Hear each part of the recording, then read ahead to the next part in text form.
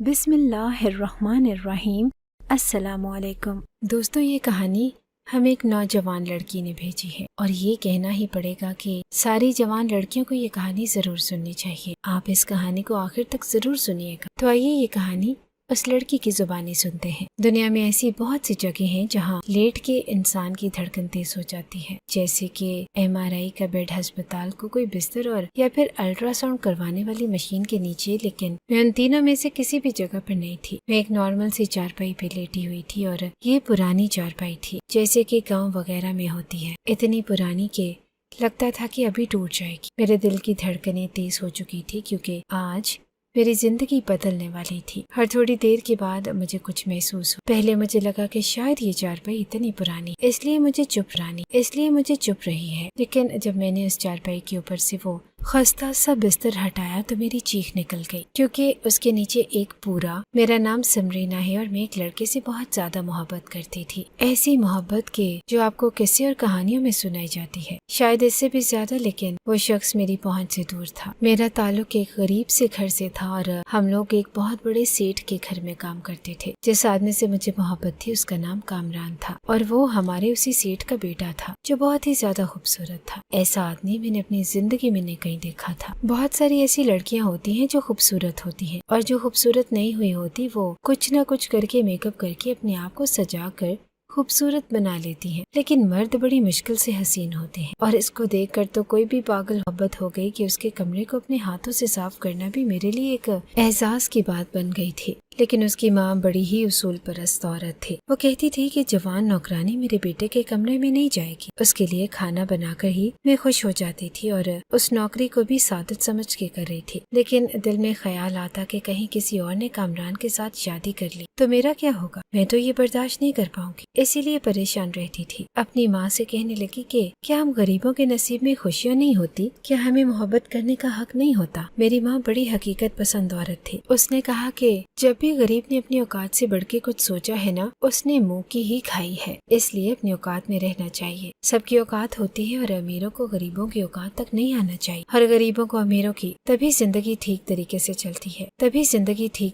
چلتی ہے۔ جو مقام ہمیں دیا گیا ہے ہمیں اسی میں رہنا چاہیے، بڑے بڑے خواب نہیں دیکھنے چاہیے۔ ہم لوگ غریب ہیں اور ہمارے گھر رشتہ بھی کسی غریب گھر سے ہی آئے گا۔ تجھے کوئی ریڑھی والا یا کوئی دکان والا یا زیادہ سے زیادہ کوئی کریانے والا بیاہ کر لے جائے تو تیری قسمت اچھی ہوگی، کیونکہ تیری شکل خوبصورت ہے۔ ایک دن میرے کانوں نے کچھ ایسا سنا جو میرے لیے موٹیویشن کا کام کر گیا، اور میں نے سوچ لیا کہ میں کامران کو حاصل کر کے ہی رہوں گی۔ اس کی ماں نے اس کے لیے کوئی لڑکی تلاش کی تھی۔ وہ باہر لان میں بیٹھے تھے اور مجھے چائے بنانے کو کہا۔ میں چائے لے کے وہاں گئی تو وہ اپنے بیٹے کو کسی لڑکی کی تصویر دکھا رہی تھی کہ تمہارے لیے یہ لڑکی تلاش کی ہے، دیکھ کے بتاؤ کہ کیسی لگتی ہے۔ میرے لیے تو ایسا ہی تھا کہ جیسے میرے سامنے میری چیز کسی اور کے حوالے ہو رہی ہے۔ بڑی مشکل سے میں اپنے جذبات پہ قابو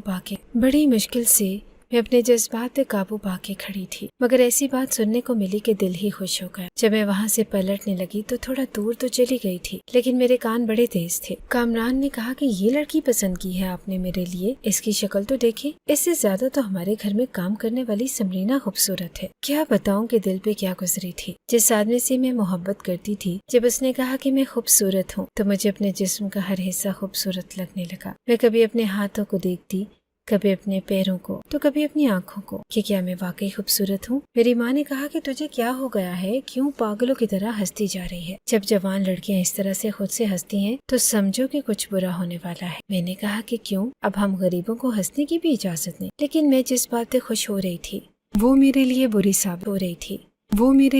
ثابت ہوئی، کیونکہ کامران کی ماں نے اسی لڑکی کے ساتھ اس کا رشتہ پکا کر دیا تھا، کیونکہ وہ بہت امیر آدمی کی بیٹی تھی۔ کامران یہ شادی نہیں کرنا چاہتا تھا، لیکن جب اس کی ماں باپ نے اسے سب کچھ دیا تھا، اس نے آج تک خود تو 1 روپیہ بھی نہیں کمایا، تو پھر وہ اپنے ماں باپ کی بات نہیں مانتا تو کیا کرتا۔ مجھے کامران کی دولت سے کوئی محبت نہ تھی، میں تو اس کے ساتھ 2 روٹی کھا کے بھی گزارا کر لیتی۔ میری تو یہی محبت تھی، لیکن رشتہ پکا ہونے والا تھا۔ گھر میں آنا جانا شروع ہو گیا اور شاید جلد ہی منگنی کی رسم ہو جاتی، یا پھر نکاح پر میں کیا کرتی، کیسے کرتی، اور مجھے کچھ سمجھ نہیں آ رہا تھا۔ میرے اندر کوئی اتنی زیادہ عقل بھی نہ تھی کہ میں کوئی پلان بناؤں، اور اگر پلان بنا لوں تو کیا وہ کامیاب ہو جائے گا۔ یہی سوچتی ایک دن میں سڑک پہ جا رہی تھی جب مجھ سے ایک لڑکی ٹکرا گئی، کیونکہ وہ اپنے فون میں مصروف، جو میری ہی طرح امیر لوگوں کے گھروں میں کام کیا کرتی تھی، لیکن اس کے کپڑوں سے دیکھ کے بالکل بھی نہیں لگ رہا تھا کہ یہ آج کل ماسی کا کام کر رہی ہے، کیونکہ اس نے بہت ہی مہنگا سوٹ اور جوتا پہن رکھا، ہاتھ میں جو موبائل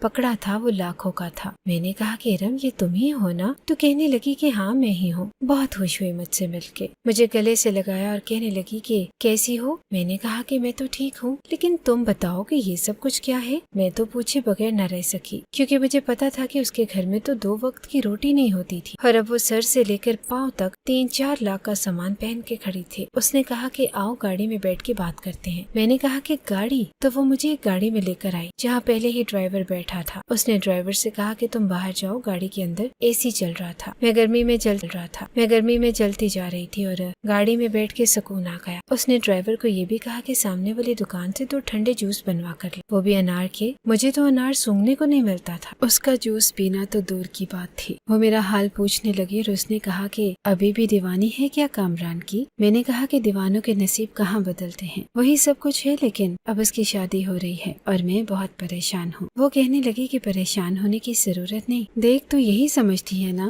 کہ تو غریب ہے اور اس لیے تو اس کو حاصل نہیں کر سکتی، لیکن اب بات اس سے اوپر نکل چکی ہے۔ میرے ہاتھ ایک ایسا پتا لگا ہے کہ میں کہاں سے کہاں پہنچ گئی، تو بھی پہنچ جائے گی؟ میں نے کہا کہ کیا مطلب؟ تو کہنے لگی کہ میری اپنے ہی مالک سے شادی ہو گئی۔ میں نے کہا کہ اس بڈھے سے؟ تو کہنے لگی کہ پاگل بڈھے سے نہیں، اس کے بیٹے سے۔ جہاں تک مجھے یاد تھا، ارم جس گھر میں کام کرتی تھی اس کا جو مالک تھا وہ تو کافی بوڑھا تھا، لیکن اس کے 3 بیٹے تھے جو تینوں ہی کافی خوبصورت اور جوان تھے۔ میں نے کہا کہ کون سے والے بیٹے سے؟ تو کہنے لگی کہ سب سے بڑے والے سے ہوئی ہے، ان کا نام اکرم ہے اور آج میرے پاس سب کچھ ہے، یہ فون، یہ گاڑی، یہ کپڑے، سب کچھ انہوں نے مجھے لے کر دیا ہے، ڈرائیور دیا ہے اور یہ گاڑی میرے پاس ہوتی ہے۔ کہتے ہیں کہ جو مرضی کرو، جہاں مرضی جاؤ، شاپنگ کرو اور پیار بھی بہت کرتے ہیں۔ ایسا نہیں کہ بس مجھے شاپنگ پہ لگایا ہے اور ان کی زندگی میں کوئی اور ہے۔ ارے وہ تو میرے دیوانے ہو گئے۔ وہ کہتے ہیں نا کہ محبوب آپ کے قدموں میں، وہی والی بات ہے۔ میں نے کہا کہ لیکن یہ سب کچھ کیسے ہو؟ تو نے ایسا کیا کیا مجھے بھی بتا، مجھے بھی کرنا ہے، مجھے بھی کامران سے شادی کرنی ہے، پیسے کے لیے نہیں لیکن محبت کے لیے۔ کہنے لگی کہ ہاں تو بھی کرے گی، ایسا کام ہے کہ تو بھی کر سکتی ہے اور سب کچھ ٹھیک ہو جائے گا، اور بہت ہی آسان سا کام۔ میں نے کہا کہ کیا؟ تو کہنے لگی کہ ایک بہت ہی چھپی ہوئی بات ہے، زیادہ لوگوں کو اس کے بارے میں پتا نہیں، لیکن جن لوگوں کو پتا ہے وہ لوگ اپنے من کی مراد پا لیتے ہیں۔ میں نے کہا کہ تو مجھے بتا، اگر کہیں یہ ننگے پاؤں جانا ہے، زمین پہ ناک رگڑنی ہے، الٹے قدم جانا ہے، میں کچھ بھی کرنے کو تیار ہوں، لیکن میرے پاس وقت کم ہے کیونکہ شاید اس کی شادی کروا رہے ہیں۔ ارم کہنے لگی کہ ایسی کی تیسی ہو ہی نہیں سکتی شادی، جب تیری لگن سچی ہے تو تجھ سے ہی شادی ہوگی، اور ایسے ہوگی کہ تو حیران رہ جائے، خود رشتہ لے کر آئیں گے وہ تیرے گھر اور تجھے عزت سے نکاح کر لے جائیں گے۔ میں نے کہا کہ میرے خوابوں کو ہوا نہ دے، بس مجھے بتا کہ یہ سب کچھ۔ اس نے کہا کہ یہاں سے کافی دور ہے گاؤں جہاں پر ایک بابا جی رہتے ہیں، ان کے پاس پرانے زمانے کی ایک چارپائی ہے جو ان کو سمندر سے ملی تھی۔ میں نے کہا کہ چارپائی؟ تو کہنے لگی کہ ہاں، لکڑی کی بنی ہوئی، ہاتھ کی بنی ہوئی پرانی چارپائی۔ لوگوں کا ماننا ہے کہ وہ چارپائی کسی انسان کی نہیں بلکہ جنات کی ہے، اور اسے کراماتی چارپائی کے نام سے پکارتے ہیں۔ میں نے کہا کہ کیا کرتی ہے وہ چارپائی؟ تو اس نے کہا کہ پاگل، چارپائی کچھ نہیں کرتی، لیکن اس کے اوپر لیٹ کے اگر سچے دل سے آپ اپنے دل کی مراد مانگتے ہیں تو وہ پوری ہو جاتی ہے، اور آپ کو رات اس کے اوپر سونا ہوتا ہے، پوری رات گزارنی ہوتی ہے، رو رو کے اللہ سے وہ مانگنا ہوتا ہے جو آپ کے دل کی سب سے بڑی آرزو ہے، اور اس طرح کرنے سے سب کچھ ٹھیک ہو جاتا ہے۔ میں نے کہا کہ کہاں ہیں وہ بابا جی اور کیا وہ چارپائی پہ ہمیں سونے دے گا؟ اس نے کہا کہ یہی تو چکر ہے، وہ بغیر پیسوں کے بہت سارے پیسے مانگتا ہے۔ میں نے بھی اپنی ماں کا جو تھوڑا بہت زیور پڑا تھا وہ بیچ کے اس بابے کی منت کر کے یہ موقع حاصل کیا۔ سب کو نہیں کرنے دیتا، وہ یہ شکل دیکھ لیتا ہے اور انسان کی شکل پڑھ لیتا ہے، پھر کہتا ہے کہ تو دل کا سچا نہیں،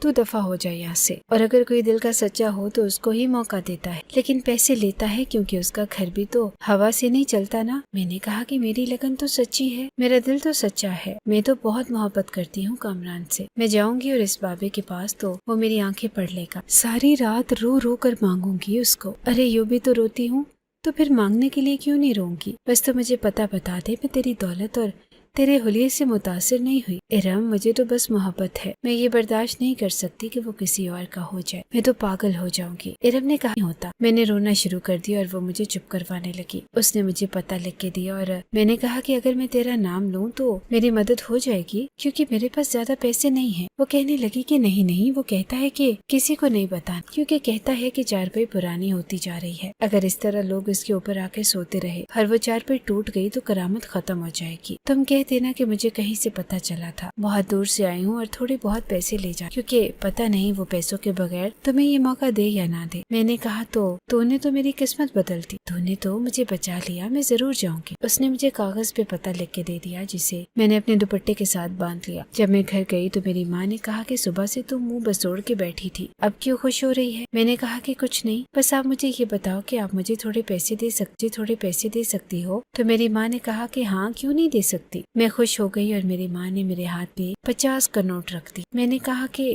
جی 50 روپے؟ تو کہنے لگی کہ یہ اور کتنے پیسے چاہیے تجھے؟ مجھے پتا ہے کہ تجھے گول گپے بہت پسند ہے، 50 روپے میں 5 گول گپے تو آ ہی جائیں گے۔ میں اپنی ماں کو بتانا چاہتی تھی کہ مجھے گول گپے نہیں کھانے، مجھے اپنا خواب پورا کرنا ہے، لیکن مجھے ارم نے کہا تھا کہ کسی کو نہیں بتانا اور اکیلے جانا۔ میرے لیے یہ بہت بڑا محاذ بن گیا تھا، میں تو کبھی اس بنگلے کے کوارٹر سے باہر نہ گئی تھی۔ میں نے کہا کہ ٹھیک ہے۔ کہنے لگی کہ کیا بات ہے، کوئی بات ہے تیرے دل میں؟ میں نے کہا کہ نہیں امی، کوئی بات نہیں، بس آپ میرے لیے دعا کیا کرو، جو میں چاہتی ہوں وہ مجھے مل جائے۔ تو میری ماں نے کہا کہ پاگل، ماں تو ہمیشہ اپنی بیٹی کے لیے دعا کرتی ہے۔ میں نے کہا کہ مجھے پتا ہے لیکن کبھی ضرورت ہوتی ہے۔ میں بہت ڈری ہوئی تھی اور پریشان تھی، پتہ نہیں یہ سب کچھ ہوتا یا نہیں، پر دل سے آواز آ رہی تھی کہ ایسا ہو سکتا ہے، ورنہ میرے سے بھی زیادہ کم شکل ارم کو اکرم کا رشتہ کیسے ملتا؟ میں نے اس لڑکے کو دیکھا تھا، وہ ارم سے 1000 درجے زیادہ بہتر اور خوبصورت تھا۔ ارم کا تو قد بھی 4 فٹ تھا اور وہ موٹی بھی تھی۔ اس کے ساتھ اگر کچھ اتنا بڑا ہوا تھا تو اس کا مطلب یہی تھا کہ کوئی کرامت ہی ہوئی تھی، اور پھر پہلے بھی تو ایسے معاملات ہوتے تھے۔ اگر کوئی انسان کہے کہ میں ایسی باتوں پہ یقین نہیں کرتا تو اس کا مطلب یہ تو نہیں کہ ایسی چیزیں ہوتی ہی نہیں۔ اب مجھے کہیں سے پیسوں کا انتظام کرنا تھا اور اس جگہ جانا تھا جو یہاں سے کافی دور تھی۔ اگر مجھے ایک دن لگ جاتا اور میری ماں پوچھتی کہ میں کہاں گئی تو میرے لیے بڑی مصیبت بن جاتی، لیکن مصیبت کو پار کر کے ہی تو منزل ملتی ہے۔ اس لیے میں نے ارادہ کر لیا کہ میں نے مالکن سے کہا کہ مجھے کچھ پیسوں کی ضرورت ہے۔ ان کو بڑی کہانیاں سنائی کہ میں آگے بڑھنا چاہتی ہوں اور میں نے میٹرک کیا ہوا ہے، میں ایف اے کا داخلہ بھیجنا چاہتی ہوں۔ میری ماں بڑی ظالم ہے اور وہ مجھے روکتی ہے، وہ کہتی ہے کہ تم نے پڑھائی نہیں کرنی۔ میری مالکن سوشل ایکٹیوسٹ تھی، اس نے کہا کہ ایسا کرتی ہے نجم، ذرا بلاؤ نا اس کو،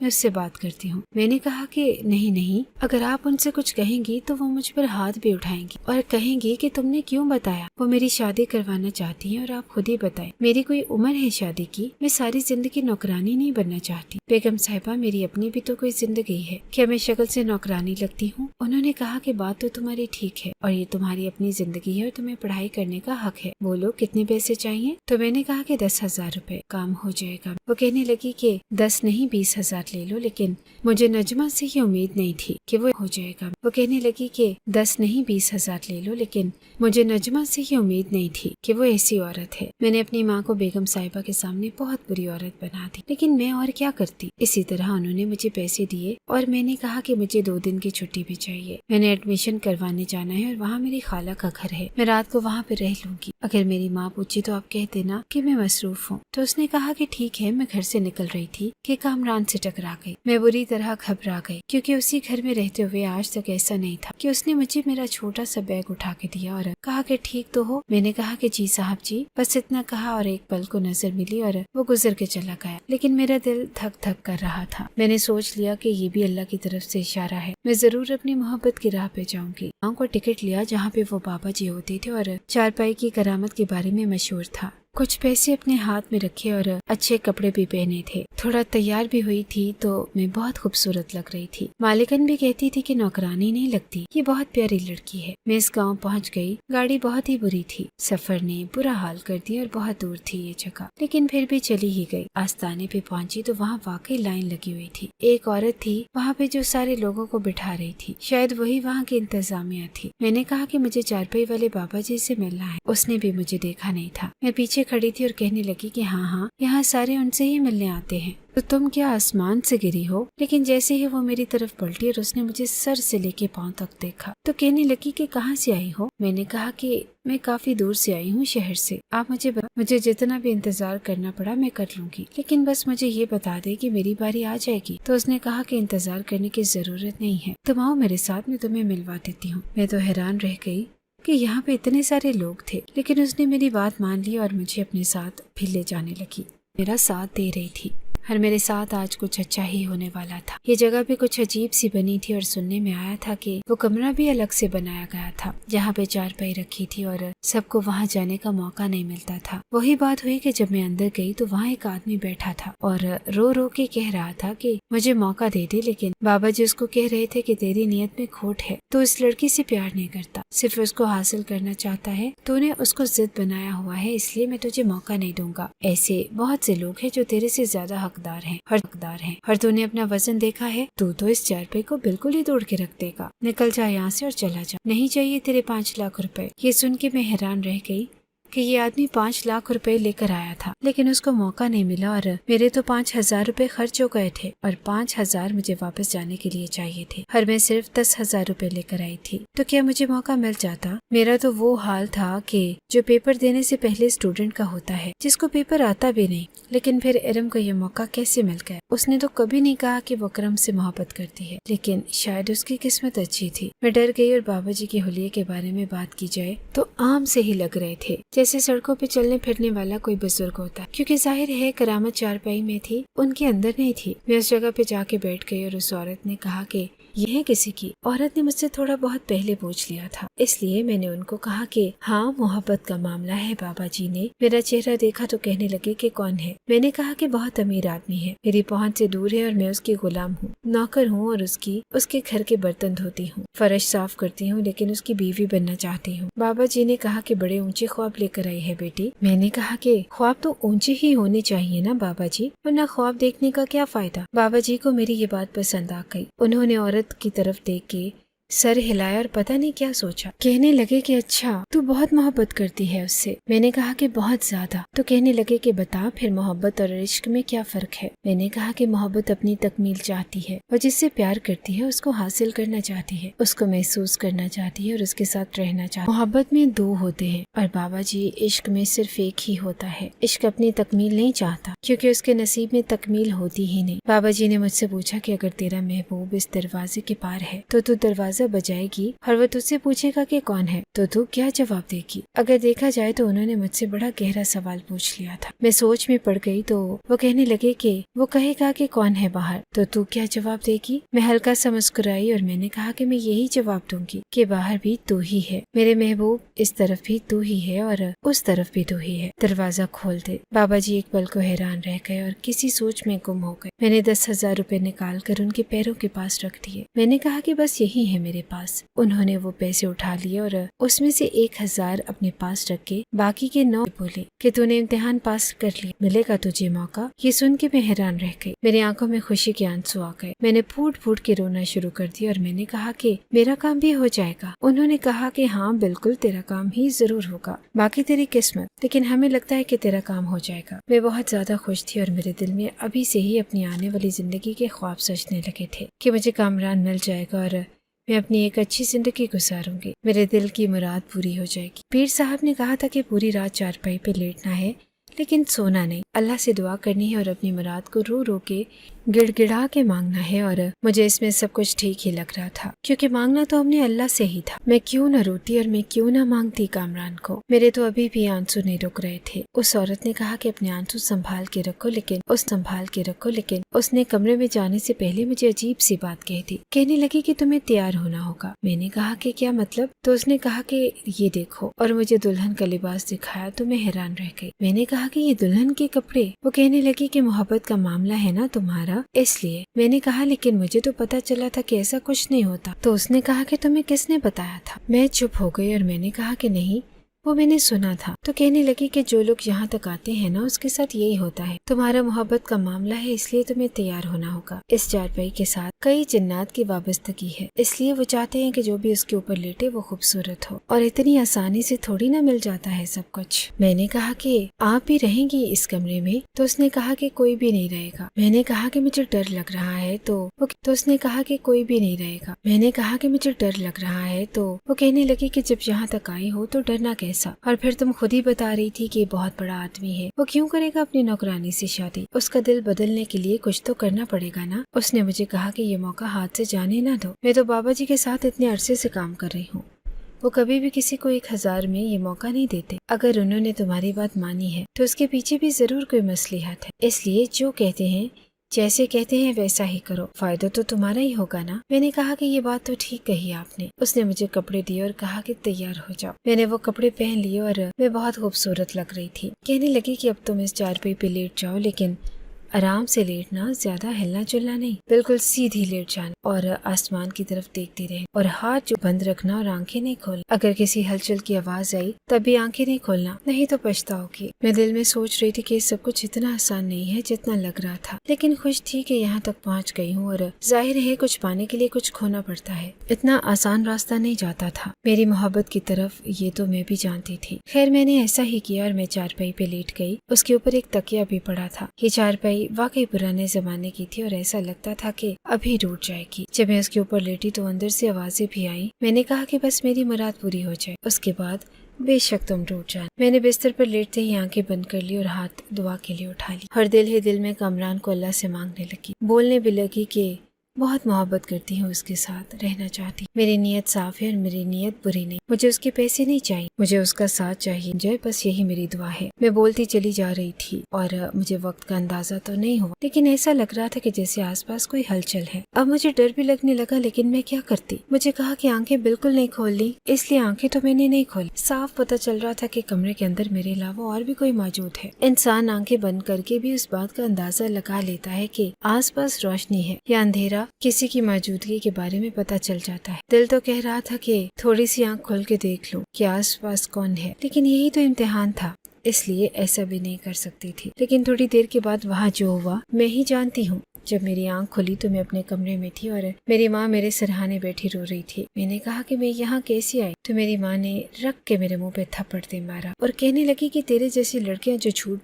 बोल के घर से निकलती हैं, अपने माँ बाप की इज्जत को अपनी हथेली में बांध के घर से निकल जाती हैं, उनके साथ यही होता है। मैं हैरान थी कि मैं यहाँ तक कैसे पहुँच गई। मुझे वो आखिरी लम्हा याद आया जो उस चारपाई वाले कमरे में था, तो मेरी आंखें भी भर आई। मालिकन भी पास खड़ी थी और उसने कहा कि तुम्हारी बेटी ने तो मुझसे भी झूठ बोला, तुम्हारा भी नाम बदनाम करवाया और मुझसे भी इतने सारे पैसे लेके। पैसे तो मैं वापस नहीं मांगती क्योंकि तुम्हारी बेटी के साथ बुरा हुआ है, लेकिन लोगों को हम नहीं पकड़वा सकते, हम तो तुम्हारी कोई मदद नहीं कर सकते। और कल को इमरान की शादी है, अब तुम अपनी बेटी का दुख लेके बैठी रहोगी तो काम कौन करेगा? अगर काम नहीं कर सकती हो तो मुझे बता दो, मैं पहले ही किसी और का इंतजाम कर लेती। मेरी माँ ने अपने आंसू साफ किए और कहा कि उसके पीछे मैं अपना काम नहीं छोड़ूंगी बीबी जी, ये तो इसी काबिल है। उसने आपसे झूठ बोला और मुझे तो इसने कुछ बताया ही नहीं थी आपकी नजरों में, इसके साथ कौन सा अच्छा हुआ है? मैं करूँगी काम। मेरी माँ वहाँ से चली गई और मैंने कहा कि कामरान साहब की शादी हो रही है? उन्होंने कहा कि हाँ हो रही है शादी उसकी, उसी लड़की से जिसके बारे में हमने पहले से सोचा था। लेकिन तुम क्यों पूछ रही हो? अगर काम कर सकती हो तो आ जाओ, तुम्हें एक्स्ट्रा पैसे दे दूंगी। लेकिन दिल नहीं करता, तुम तो एक धोखेबाज और झूठी लड़की हो। मैं चुप करके वहाँ पे बैठ गई और देखते ही देखते कामरान की शादी हो गई। पहले उसकी मेहंदी हुई, फिर बारात गई और फिर उसकी दुल्हन उसके घर में आ गई। उसके बाद वलीमा हुआ और इधर उधर की रस्में हुई। पूरा घर सजता रहा और मेरी माँ मेरे लिए खाना लेकर आती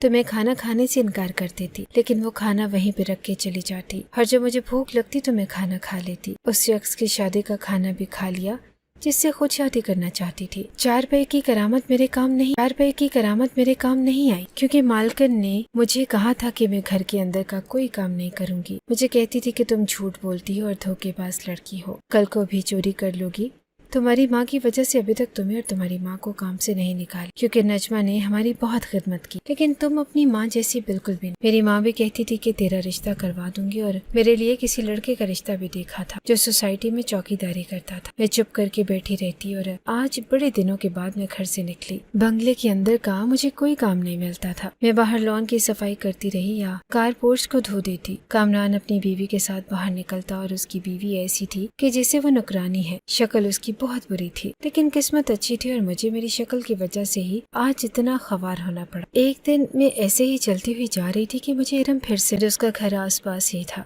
मैंने उसको बेदर्दी से पकड़ के अपनी तरफ खींचा और कहा कि झूठ बोला था तूने, तेरी वजह से मेरी जिंदगी बर्बाद हुई है, बता तूने मेरे साथ ऐसा क्यों किया। लोग भी देखने लगे, लेकिन उसने लोगों से कहा कि ये हमारा मामला है और मुझे एक साइड पर लेकर जहाँ पर बेंच लगा था। मैंने कहा कि मुझे बता दे कि वो सब कुछ तूने मुझसे क्यों कहा, क्यों झूठ बोला मुझसे, क्यों किया तुमने मेरे साथ ऐसा। तो कहने लगी कि मुझे माफ कर दे, लेकिन मैं मजबूर थी। मुझे उस बाबे ने काम दिया है और मैं लोगों को इसी तरह बहला फुसला कर उसके पास भेज दूं ताकि कुछ पैसे कमा सकूं।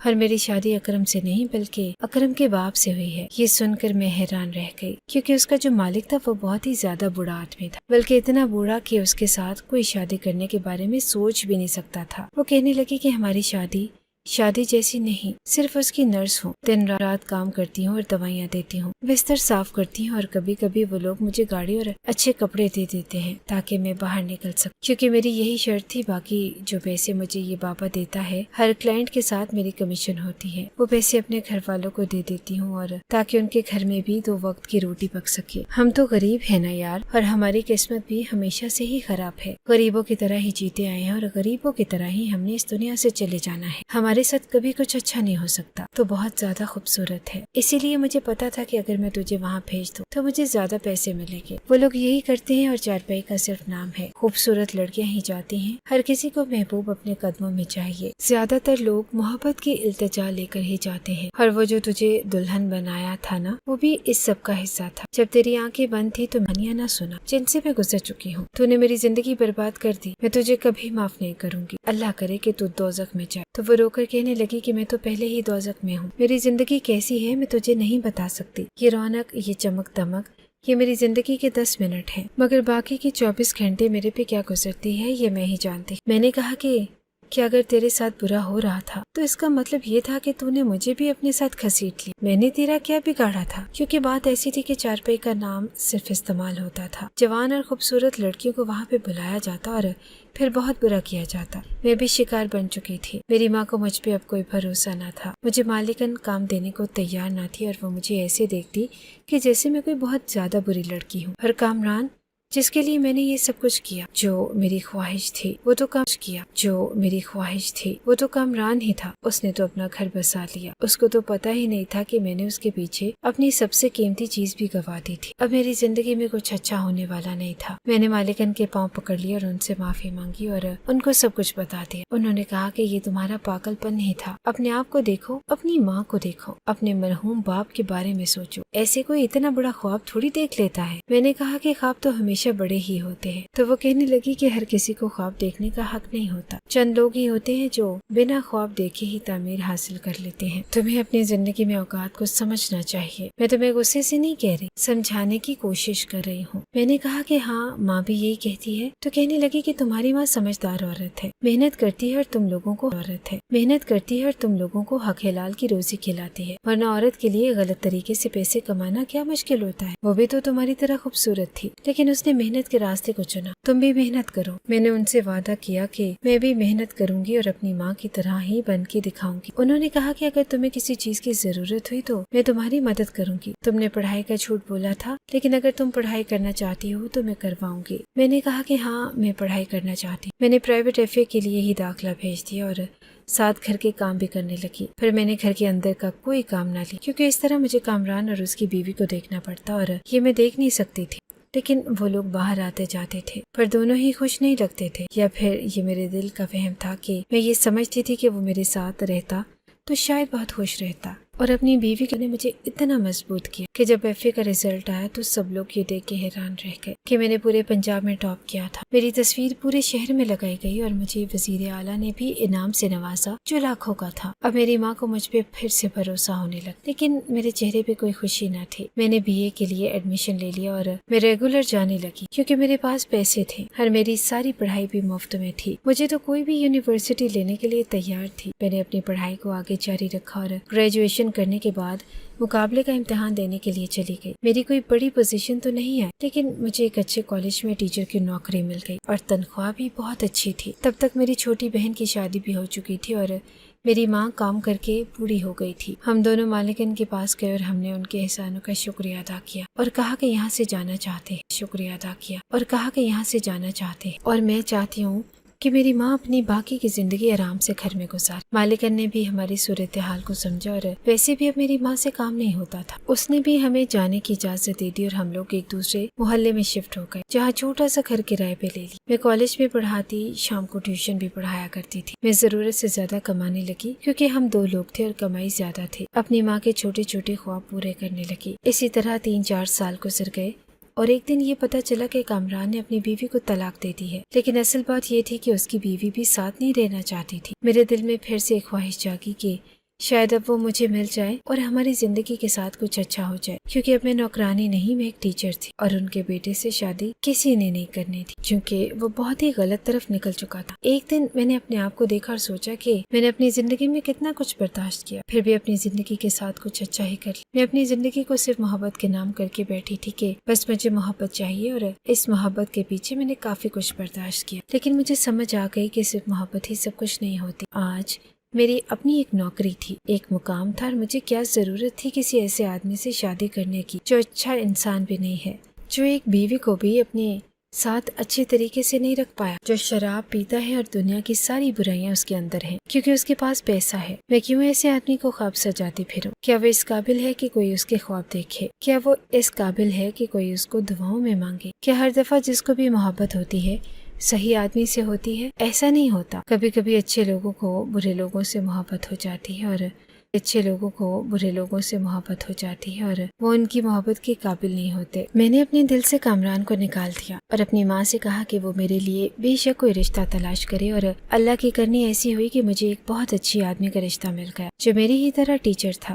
وہ میری روٹین کو سمجھ سکتا تھا اور میں اس کی۔ ہم لوگوں نے سادگی سے نکاح کر لیا اور اپنی زندگی کا ایک نیا آغاز کیا۔ میرے شوہر کا نام سلیم ہے اور وہ بہت اچھا انسان ہے، اس کے ساتھ بہت خوش ہوں، اور مجھے ایسا لگنے لگا کہ یہ سب کچھ جو میری زندگی میں ہوا وہ مجھے سلیم تک پہنچانے کے لیے ہوا تھا، ورنہ میں کامران کو کبھی اپنے دل سے نہ نکال پاتی اور اس کی محبت کو حاصل کرنے کے چاہ میں پتہ نہیں کیا سے کیا کر بیٹھتی۔ جو کھو دیا میں نے شاید کچھ اس سے بھی زیادہ کھو دیتی، لیکن آج میں خوش ہوں۔ میری ماں بھی ہمارے ساتھ ہی رہتی ہے اور سلیم کو کوئی مسئلہ نہیں کیونکہ اس کی اپنی ماں اس دنیا میں نہیں ہے۔ ماں کی شکل میں اس کو بھی ایک ماں مل گئی ہے، وہ اچھا آدمی ہے، اور یہ وہی بات ہے کہ ہم اللہ سے ایک پھول کی ضد لگا کے بیٹھ جاتے ہیں اور وہ ہمیں پورا گلدستہ دینا چاہتا ہے، اور کامران تو کبھی ایک پھول تھا بھی نہیں، وہ تو اب اپنی ماں سے بھی بدتمیزی کرتا ہے۔ ایک دن میری ماں مالکن سے ملنے گئی کہ اتنے سال ان کے ساتھ کام کیا تو حال چال پوچھ لیتی ہوں۔ تبھی ماں نے آ کر یہ سب کچھ بتایا کہ بیوی تو کب کی چھوڑ کے چلی گئی، بیٹا غلط راستے پر لگ گیا اور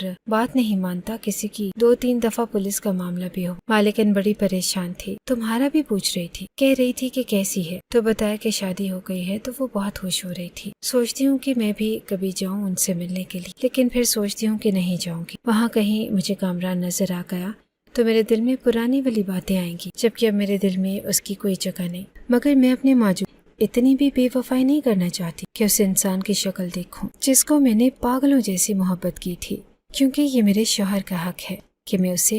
اگر آپ کو ہماری یہ کہانی اچھی لگی ہے تو ہماری کہانی کو لائک کیجیے اور اس طرح کی مزید کہانیاں سننے کے لیے ہمارے چینل کو سبسکرائب کیجیے۔ کہانی سننے کا شکریہ۔ آپ سے ملاقات ہوگی اگلی ویڈیو میں، تب تک کے لیے اللہ حافظ۔